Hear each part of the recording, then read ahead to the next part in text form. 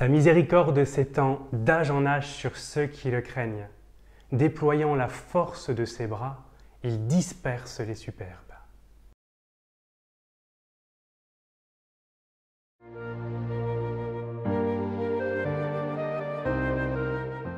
Le jour de mon ordination, le 22 juin 2014, juste avant la célébration, alors que j'étais à la sacristie, une grand-tante que je n'avais jamais rencontrée vient me voir avec un bouquet de roses à la main en me disant « Il faut absolument que ces fleurs soient présentes lors de la célébration ».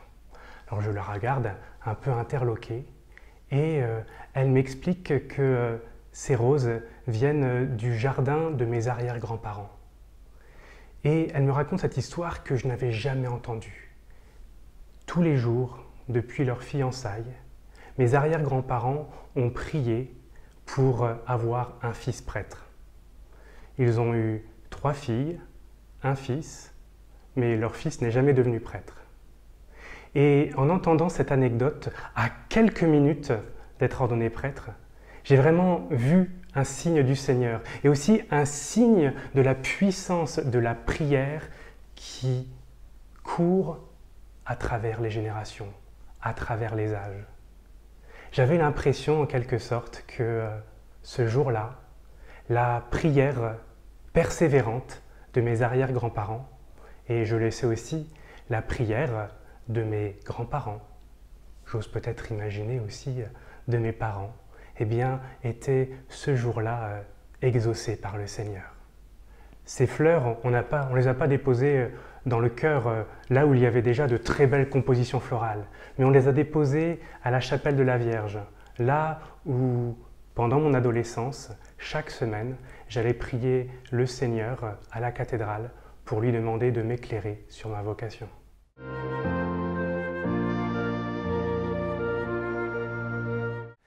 La prière est puissante et elle traverse les générations. Il en va de même pour l'amour du Seigneur qui veut se déployer en chacune de nos vies.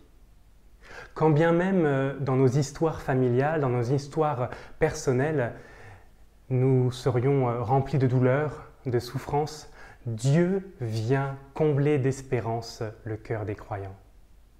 Nos prières d'aujourd'hui résonneront de manière amplifiée dans les saints de demain. De la même manière que les prières d'hier nous permettent de nous tenir debout aujourd'hui dans ce monde.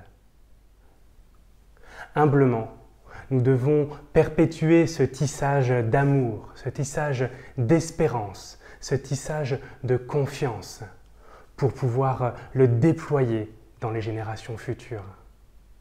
Et même si ce fil vient à se distendre, même si dans nos familles parfois ce fil de la foi vient à rompre, ayons confiance, gardons la foi, car Dieu prend pitié de toutes les générations.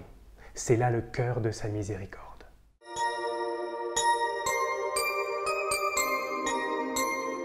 Seigneur, je te rends grâce pour la foi reçue de mes parents. Ne laisse pas les déchirures de notre monde réduire la foi en nos cœurs. Avive notre ardeur missionnaire pour restaurer dans le monde le lien de ton amour. Amen.